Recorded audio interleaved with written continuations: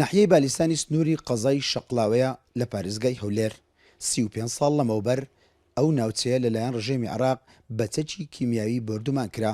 ژمارەیەک خەڵکی سڤیل و گونشین گیانیان لەدەستدا و بەشێکیان بەرکەوتەی چەکی کیمیاوینە و تا ئێستا بەدەست کاریگەریەکانی کیمیاویەوە دەناڵێنن. چەقاندنی ناوی شەیدەکانی لەسەر نووسینە هەزاران جاش ئێستا لە شێخۆسانە نەبووە لە بالیسان نێبووە بەرکە چۆ کیمیایە. ئەمن بەخۆم لە خۆم لە شێخۆسان نبوویمە هاتیمە داکو بە عایلەم سواری کەرێک عایلە شەهید بووە ئێستا مناڵەکە 24 ساڵە معاشی ماوینێتی هیچ خزم کۆزار مشگیزی من نییە بابی شەهیدە بابینە باپیری شەهیدە داپیری شەهیدە داچ شەهیدە. ڕاستی ئەوانەی برینداری چەکی کیمیاوینە یەکەم شت پێویستیان بێ بیان نێرنە دەڵەوە عیلاجیان بکەن نەک لێرە دکتۆرێک بێ لە ئێرانێ دوو پەمپی بداتێک پێویستیان بە عیلاجە. ئێستا ئەمن وەکو خۆم تەلەفۆنم کردێ لۆ هیندستان برادەرەکەم سی گۆڕیندا ئەرێ تەکلیفێ 20 دەفتەر لۆرالیەکە ئەوەیە من نەک پسی کابراایکی جاش 400,000 بنیتەوەکە وڵا کە سوکاری شەیدان 400,000 لە بڕانتە بابا قناعەتی من بەتەوەی دێ قناعەتیم بۆی دە چارەسەر بکەی نەیانتوانێ خەدەماتەشی توکمە دۆ درست تەمەشا کە بڕۆنە ئێستا مۆنومێتە شتێدا نییە خەرک بێتە سەر تەمەشای جادەبانەکان بکە هیچ خەدەماتێک لە بۆ ئەو بالیسانەی نەکرا. بالیسان ئەگەرێک بدەیەوە ئەو شۆڕشەی کوردە شۆڕشەکان کرایە بەنانی ئەو منتیقەی کراوە.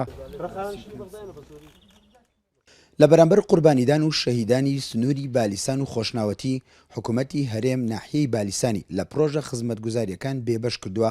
دانیشتوانەکەی پێیان وایە ئەمڕۆ چارەسەرکردنی بەرکەوتوانی چەکی کیمیایی لە پێش هەموو داواکاریەکانی ئەوانە.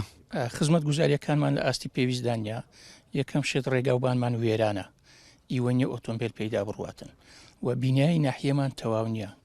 فەرمانگەی بنکەی ئاوی بالیسان لە ماڵەوەیە یە لە ساڵانی ڕابردوو لە ئاست پێویستی و داواکاری خەڵکی دانیشتوان و سنوورەکەمان و کەسوکاری سەربەزی شەهیدان نییە و ئێمە داوا دەکەین حکوومەت بەهانامانەوە بێ ڕووی خزمەت گوزاریەکان بۆ لای ئێمە بێنێتەوە لەبەرەوەی لە 2015 هەرچی خزمەت گوزاریە نەکرێ هەر نووسراوێکی ئێمە دەکەین بەرزی دەکەینەوە قایمقام بە بەڕێزیان زەناوی پارێزگار بە پشتیوانیەکی زۆرە بۆمان بەرز دەکەنەوە بۆ ئەنجومەنی وەزیران بەڵام لەوێ لە پلاندانانی ئەنجومەنی وەزیران بەڕەفز دێتەوە.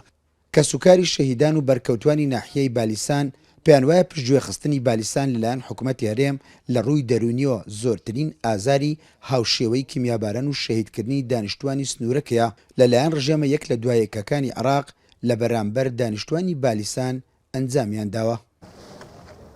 پشتگوێخستنی بالیسان لەلایەن حکوومەتی هەرێمی کوردستانەوە بۆ ئەنجامدانی پرۆژە خزمەتگوزاریەکان وای کردووە. تا ئێستا لەو ناوچەیە ئاسەواری کیمیاباران و بردومانی چەند ساڵەی ڕژێمی بەعز بەسەر گوند و ئاواییەکان و تەنانەت سنتەری ناحیەکەشەوە دیارە. ئیسماعیل عوسمان، کورسات نیوز، ناحیەی بالیسان.